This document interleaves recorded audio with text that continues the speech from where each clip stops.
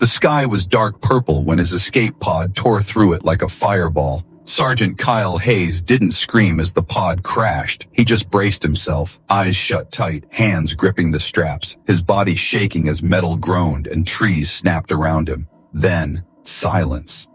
When he opened his eyes, smoke filled the air, and the pod door had blown off, jungle vines already creeping in like curious fingers. He stumbled out, his boots sinking into wet red soil. Everything around him was strange, alien, alive. Giant trees with glowing blue leaves stretched high above, their branches twisting like snakes. Faint humming noises came from everywhere and nowhere. Kyle looked at his communicator. Dead, his rifle cracked, supplies half burned. He was alone, or so he thought. Unknown to him, dozens of eyes watched him from the thick brush, eyes wide, glowing faintly, blinking without sound. They had never seen a being like him before. His uniform, his boots, his body, all strange, all fascinating. He moved slowly through the jungle, each step careful, each breath shallow. Bird-like creatures screeched overhead, and the trees whispered in an alien language. Suddenly, a soft whistle echoed nearby, followed by rustling leaves. Kyle froze. He turned, but saw nothing. Still, the jungle wasn't empty. He could feel it. Something, or someone, was watching him. He reached for the broken rifle slung across his back, but it gave a weak click. Useless. Great, he muttered. Just great. Then, he saw it. A figure. Small, slim, covered in pale markings, crouched behind a tree. Female? Her eyes were huge, shimmering like polished stone. She didn't run when their eyes met. Instead, she tilted her head. Kyle raised his hands, slowly, palms open.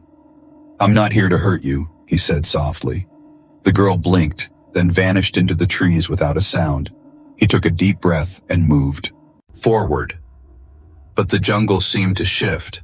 More shadows moved in the trees. Now there were many, watching, following, surrounding. The air grew thick, heavy with the scent of flowers and something else. Curiosity. Suddenly, a net dropped from above, tight, fast, perfect. Kyle hit the ground hard, trapped, arms pinned. They appeared from the trees like ghosts. 10, 20, maybe more, all female, all different heights and colors, their skin patterned with tribal paints and jewelry made from bones and crystals. Their eyes never blinked, locked onto him. One stepped forward, taller, with a crown of feathers and metal. She said something in a soft, strange language. Then she reached down and tugged at his shirt. Kyle's eyes went wide. "Whoa, hey, wait."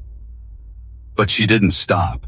Neither did the others. They touched his clothes, sniffed the fabric, ran fingers over buttons and seams like he was some kind of puzzle. Then one of them gasped and said something loud. The leader turned to her tribe and spoke in a tone that sounded both excited and serious. And just like that, they began pulling his uniform off. Kyle shouted, squirmed, confused and panicked. But their faces weren't angry. They were curious, amazed, like children seeing fire for the first time. What had he walked into? And why did they look at him? Like he wasn't a man, but a mystery to be solved. Kyle lay trapped in the net, his heart pounding, his breath short. The aliens, no, the tribal women, stood around him in a circle, watching silently, blinking slowly, heads tilted, like curious animals trying to understand a new object. Their hands moved gently but without fear. They had never seen boots, belts, or zippers before. To them, he was a strange being covered in strange materials, and they wanted to know what he was. One young girl crouched down, her skin patterned in gold markings. She touched his boot and tapped it, then tried to pull it off, giggling when it made a strange squeaking sound. Another leaned close to his jacket and sniffed it. She frowned, then tugged at the fabric. Buttons popped open, revealing his undershirt. The girls gasped softly, whispering in their own language, clicks, hums, and sing-song tones. Kyle shifted, embarrassed and confused. "Hey, okay, calm down," he said, voice soft but nervous. They didn't understand his words, but they watched his face. The leader of the group stepped forward, her eyes calm but serious. She spoke a single word, sharp and short, like a command. At once, the group pulled the net off him, but not to let him go. Instead, they helped him stand. They touched his chest, his shoulders, even his hair. One brushed her fingers over his dog tag and stared in awe. Another poked his cheek and laughed when he flinched. Kyle's face turned red. He had trained for war, for alien combat, for disaster. But this was something no manual had prepared him for. Then one of the younger aliens reached behind him and pulled a long strip of cloth from his belt. She held it up like a treasure, smiling wide. The others gathered close, examining the cloth, stretching it, wrapping it around her arm. To them, it was not clothing. It was a marvel, a symbol, a gift from the stars. Suddenly, the leader raised her hand, and the Earth fell silent. She placed her palm gently on Kyle's chest and stared into his eyes. Then she made a slow circle motion with her finger and pointed to the trees. He didn't understand, but when they gently took his arm and began leading him away, he didn't fight.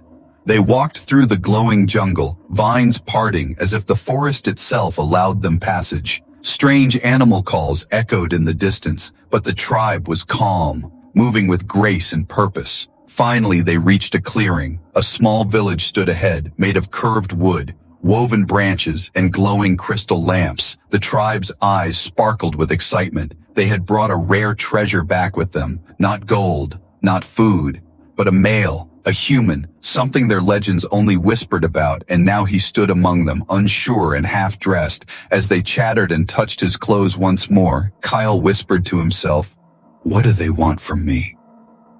He didn't know yet, but deep in the shadows, the youngest girl, silent until now, watched him with wide eyes, and her fingers clutched the piece of fabric like it was sacred. Kyle stood in the center of the alien village, surrounded by whispering voices and glowing eyes. His uniform was torn, parts missing, and his boots were now being passed around like rare artifacts.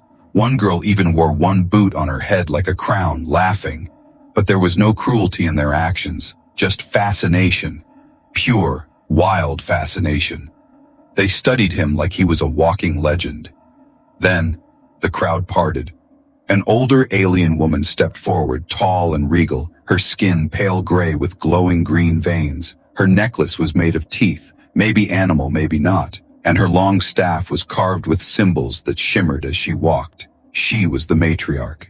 Everyone bowed their heads as she approached. Kyle stood frozen. The matriarch looked him over, her gaze slow, scanning every inch of him. Then she reached forward and gently touched his bare shoulder. Her eyes went wide. "No scales," she whispered in her native tongue. The crowd gasped. "No scales," someone repeated, louder this time. "He's smooth," another one cried. Voices rose all around him. "He's not cold. His hair is soft. His skin is like warm stone." The matriarch took a deep breath, raised both hands, and said something that silenced them all. Then she turned to one of the elder girls and spoke quickly, almost urgently. The girl ran into one of the huts and returned with a large scroll made of animal hide. The matriarch unrolled it before the crowd. Drawn crudely on the hide was a figure. 2 legs, 2 arms, no scales, no tail. The resemblance was clear. Kyle. Gasps echoed again. Many dropped to their knees. Others reached out to touch his arm as if to confirm what they were seeing. "He's from the old songs," one elder whispered, eyes wide. "The Sky Mate," said another.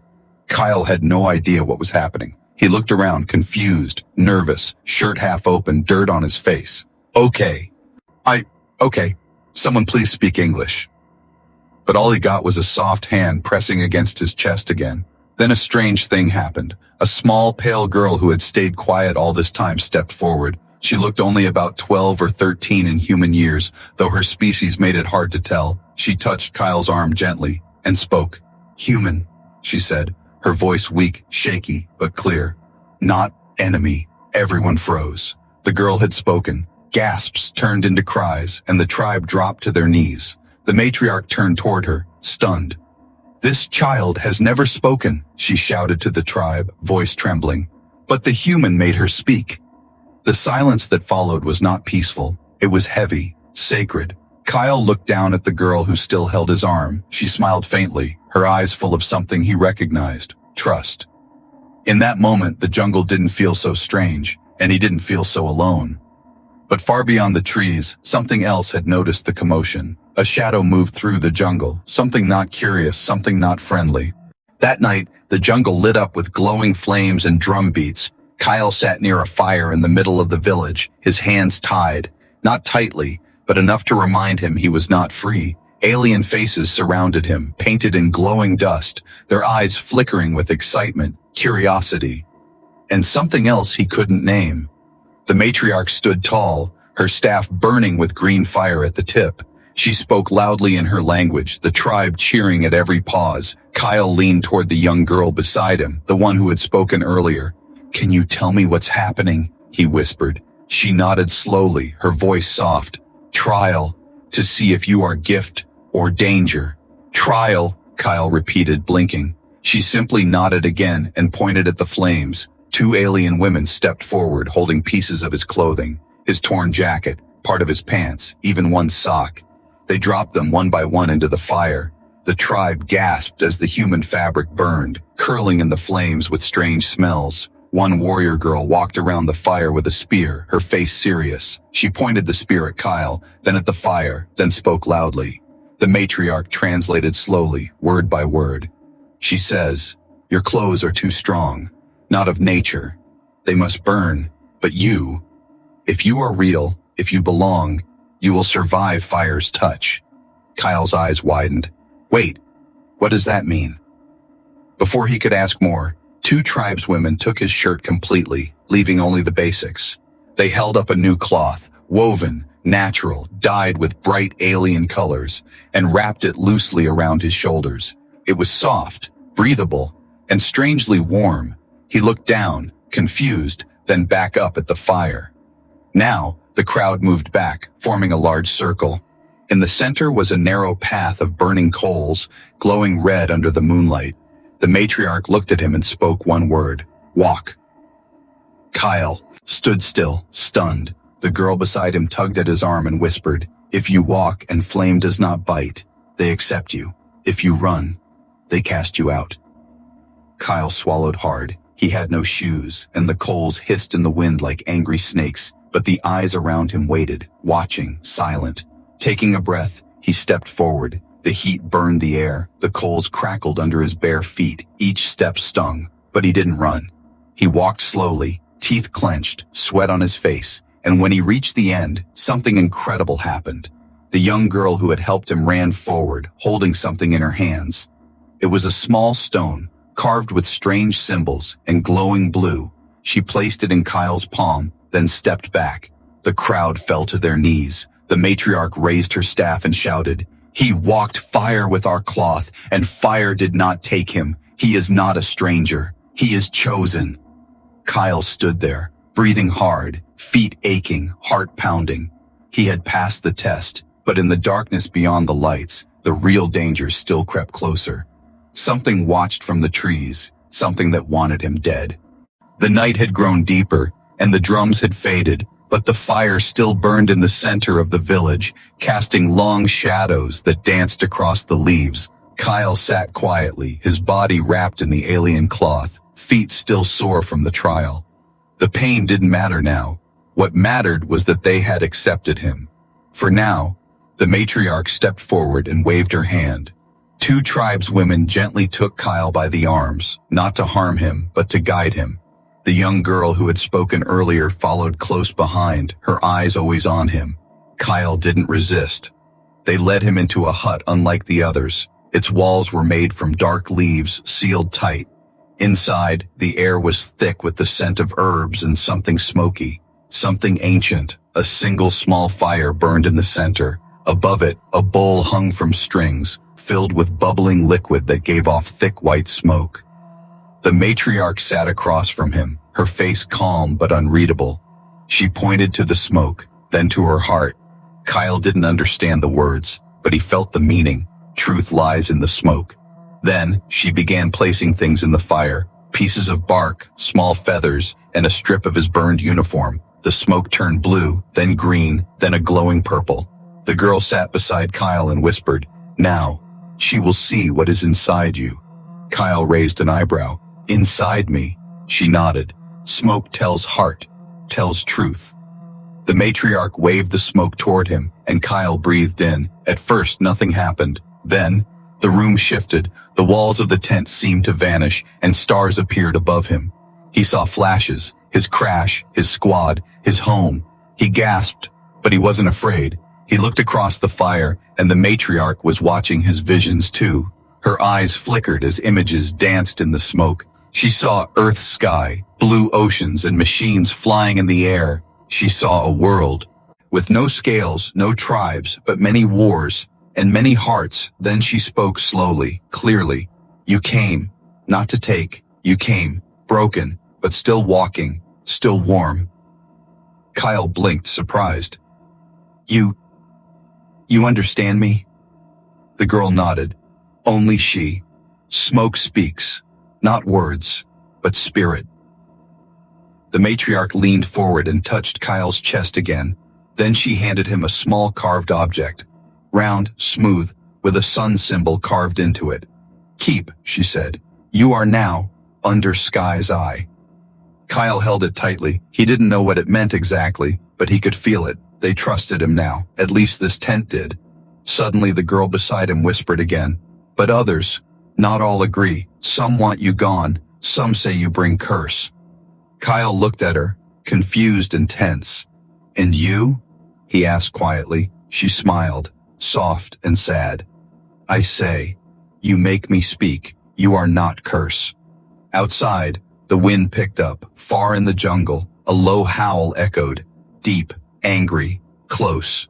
Kyle clenched the sun token in his hand and looked toward the smoke again. Whatever came next, he wasn't alone anymore.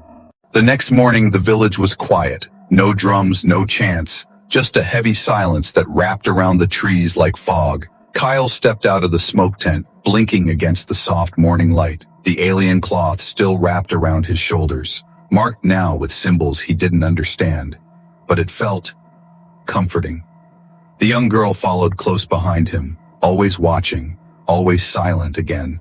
Her name, he had learned last night, was Sarah. She hadn't spoken since the smoke vision ended, and Kyle didn't push her. But he saw the change. How the other tribespeople looked at her differently now. Some with fear, some with awe, and some with jealousy. A group of warriors stood near the edge of the village, whispering. Their eyes flicked toward Kyle often, then quickly away. One of them had claw scars across her cheek and carried a black spear. Her gaze was hard and full of warning. Kyle felt it deep in his gut. Something had shifted overnight. He wasn't just a strange visitor anymore. He was something more, something dangerous or sacred or both. Suddenly the matriarch appeared beside him, walking with slow, graceful steps. She looked at Sarah, then at Kyle, and spoke softly. She must speak again, Kyle frowned. She already did, remember? The matriarch shook her head. Once is not enough. She must speak before the full tribe, or they will say she is cursed, and curse you with her. Kyle clenched his fists. That's not fair. Life is not fair, the matriarch replied calmly. Only true voice can break fear. Sarah looked at Kyle with wide eyes, confused and scared. She understood more than they realized. Later that day, the tribe gathered in the center of the village, around the fire pit now cold and blackened. Everyone watched in silence as the matriarch stepped forward and raised her staff. She pointed at Kyle, then at Sarah. She spoke loud and clear.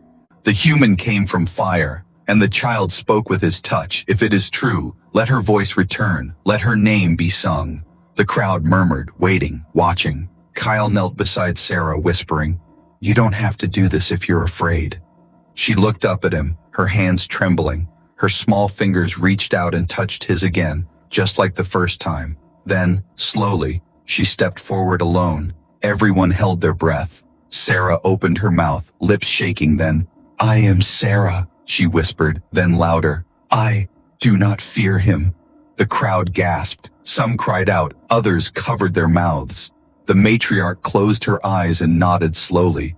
But the warrior with the black spear stood up, angry. She speaks now, but what will she say next? She shouted. She was quiet for years. One human breaks her, and we call it a gift? What if it's poison? Kyle stepped forward, eyes sharp, voice calm. She's not broken. She's just finally heard. Sarah looked at him, then at the warrior. "No poison," she said clearly. "Only hope." The fire in the pit flickered suddenly. No wood, no flame, just a spark in the ashes. It was enough. They didn't all cheer, but no one moved to stop them either. And somewhere deep in the jungle, the wind carried the words, "The girl has spoken again." For 2 nights, the tribe celebrated Sarah's voice. They sang around fires, painted stones with her name, and offered Kyle small tokens, flowers, beads, and even roasted fruits. But peace doesn't last forever. Kyle had begun to feel safe in the village. He helped gather wood, clean tools, and even taught the children how to stack stones like bricks. Laughter returned to Sarah's face, and Kyle saw in her eyes something he had not seen since landing. Joy. But one mistake changed everything. It happened just before sunset.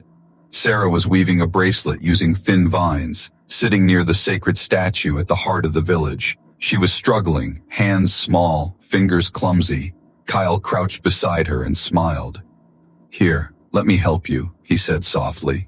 Without thinking, he reached over and touched the statue behind her, just to steady himself. That single touch froze everything. The laughter stopped. The air grew heavy. Every alien head turned toward him, eyes wide with horror. Even Sarah's smile vanished, replaced by fear. The warrior with the black spear stepped forward, voice sharp. She shouted in their language and pointed directly at the statue, then at Kyle. Kyle looked at his hand, confused. "What? What did I do?" The matriarch rushed forward, her face pale. She looked at the statue, an old stone figure of a faceless being with many arms, and then at Kyle. She didn't speak loudly this time, but her voice was firm, sad, serious. "You touched the forbidden one," she whispered. "No one may touch, not even us. It is sacred, untouchable. Only the sky's chosen may place hand on it." Kyle stood still, feeling the weight of every eye on him. "I didn't know," he said, raising both hands slowly. "I was helping Sarah, that's all." The black spear warrior snarled. "Or was it your plan? To fool us, break our rules, use the child to gain trust?" "No," Kyle said quickly. "Never." But doubt had already spread like fire through dry leaves. Mothers pulled their children close. Elders whispered to one another. Even those who had smiled at Kyle before now looked away. Sarah stepped forward, shaking her head, her voice rising. "No, he helped me. He didn't know." The warrior snapped. "Enough. His touch brings curse again." The matriarch raised her hand, silencing everyone. Her eyes were full of pain as she looked at Kyle. "You must leave the center. Tonight, you sleep outside the fire's circle. Tomorrow, we decide." Kyle nodded slowly, swallowing the lump in his throat. He hadn't meant to break their laws, but now, even Sarah looked uncertain, as if afraid her voice wouldn't be enough this time. As night fell, Kyle sat alone at the edge of the village, near the trees. The jungle was darker here, colder, filled with distant growls and whispering winds. He held the sun token in his palm and whispered, "I didn't come here to hurt anyone." But something in the jungle hurt him, and this time, it wasn't one of them. The cold night wrapped around Kyle like a wet blanket. He sat alone, far from the warmth of the village fire. His alien cloak pulled tight, insects hummed in the shadows, and strange creatures howled deep in the trees. His feet still ached from the fire walk. His hands trembled, not from fear, but from loss. He had just started to feel accepted, and now, he was an outsider again. He stared at the glowing sun token in his hand. "I passed your trial," he whispered to no one. "Why does one mistake erase everything?" Leaves rustled behind him, and Kyle turned sharply, half expecting a spear or another angry warrior. But it was Sarah. She stepped into the moonlight, carrying something in her arms. Folded cloths, leather pieces, stitched and dyed in many colors. Kyle stood up quickly. "Sarah, what are you doing here? It's not safe." She shook her head, cutting him off. "These are for you," she whispered. She opened the bundle, revealing tribal clothes. Not burned rags, but handmade garments, beautiful and strange, long strips of fabric woven with symbols, soft skins made of alien fur, beads stitched along the edges. "Why are you giving me these?" Kyle asked, confused, voice low. "Because you still belong," she said, her eyes shining with tears. "The statue you touched is touched in our old stories by one who brings both danger and protection. They fear the first part, but I believe in the second." Kyle stared at her, stunned. "You believe in me?" Sarah nodded. "You didn't come to take, you came. Broken, but you listened. You made me speak." Kyle knelt beside her, took the clothes slowly, feeling the careful stitching.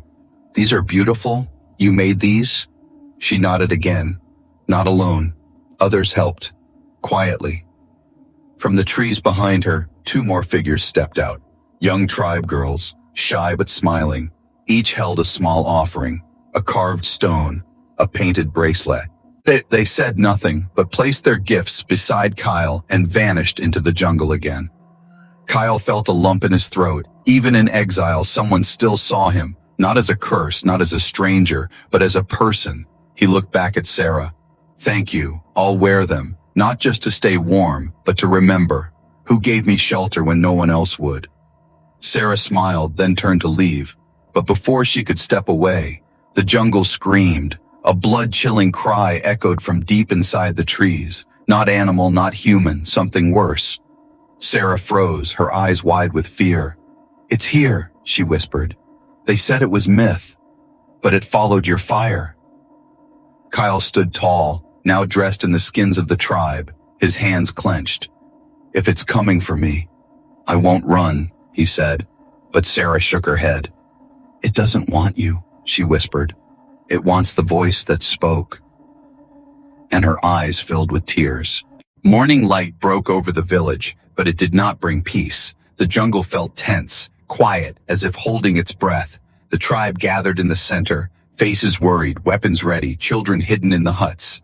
The matriarch stood tall, staff in hand, her eyes scanning the trees. They had heard the scream too, the one that echoed through the night, a sound no one had heard in generations. The night maw, a creature from their oldest legends, once thought only a tale to scare children. But now, it was real. Kyle stood at the edge of the village, dressed in the tribal skins Sarah had gifted him. The alien cloth fit him strangely, but the beads on the sleeves jingled softly with every movement. His body was ready to fight, but his heart beat heavy for Sarah. She sat near the sacred statue, guarded by two warriors, her eyes locked on Kyle. She had spoken, for him. Now he had to stand, for her. The matriarch turned to the crowd and spoke with force. "Today is the sun dance, the ritual of protection. But today, it is not just a dance. It is a shield." The villagers murmured, confused. Kyle stepped forward, voice steady. "I'll join your dance, if it protects Sarah. I'll lead it if I have to." The matriarch stared at him, then nodded. "If you wear our colors, then move with our rhythm," she said. "Show the spirit that you are one of us." The drums began, slow, deep, thunder-like. Warriors and elders formed a circle, each with their arms painted in symbols. Kyle stepped into the center, unsure but determined. He moved, at first awkward, unsure of the steps. But then, something shifted. He remembered the rhythm of marching, of running, of battle, and he turned it into motion. He jumped, spun, stomped with fire in his legs. Dust rose around him, beads jingled, and voices began to chant with him. Even the tribe's fiercest warriors watched, shocked, as the outsider danced leash. He was born to it. Sarah smiled, tears in her eyes. "You look like fire," she whispered. But just as the beat rose, the jungle broke, trees snapped, animals fled, and the ground trembled. From the shadows came the beast, tall, black, with skin like stone and eyes like molten gold. Its mouth stretched wide, rows of long teeth, and it hated sound. The night moth stepped into the clearing, roaring so loud the ground cracked beneath it. The tribe panicked, scattering. Warriors raised their spears, but froze in fear. Even the matriarch stepped back. But Kyle didn't run. He turned to the drums and shouted, "Louder!" The beat returned, faster now. Kyle danced again, wild, powerful, unstoppable. He spun, stomped, shouted like thunder, and the beast hesitated. It screeched, covering its ears, twisting in pain. Kyle danced closer, his movements fearless. Every stomp, every jingle made the beast shriek louder. Finally, the night maw turned. and vanished into the jungle like smoke in the wind. Silence returned, broken only by heavy breaths. Kyle stood in the center, trembling, covered in sweat, and the whole tribe stared. He had worn their skins, moved with their hearts, and saved their lives. The village was quiet again, but this time it wasn't fear, it was awe. The night maw had vanished into the jungle, wounded by rhythm and movement. Not spears, not fire, but a dance. And the one who had saved them wasn't a warrior, not a tribe elder, but the outsider, the human. Kyle stood still, his chest rising and falling, sweat on his brow, tribal cloth clinging to him like second skin. The drums had stopped, but his heartbeat still echoed in his ears. Then the matriarch stepped forward. She didn't raise her staff this time. She simply knelt, and the entire tribe followed. Kyle looked around, confused, breathless.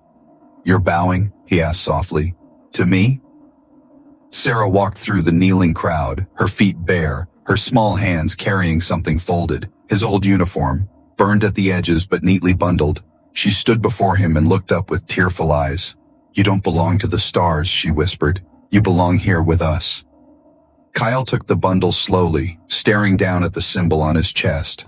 His old world, his old life. Then he looked at the tribe, and at Sarah. "I have to go back," he said gently. "They'll come looking for me. My people. My duty." Sarah lowered her eyes, her voice quiet. "I understand. But your footsteps will stay in our soil, and in me your voice will never fade." Kyle smiled sadly, kneeling before her.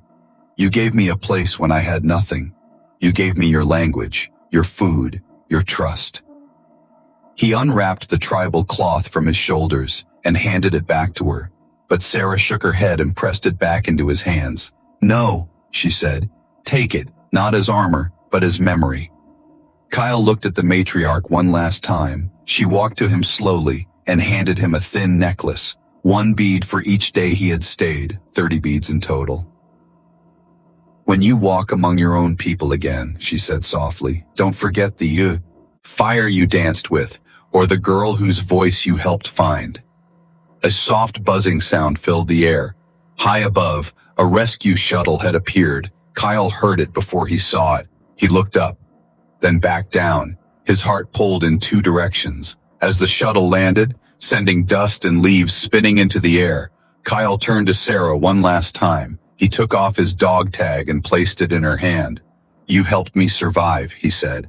"Now this means you're never alone."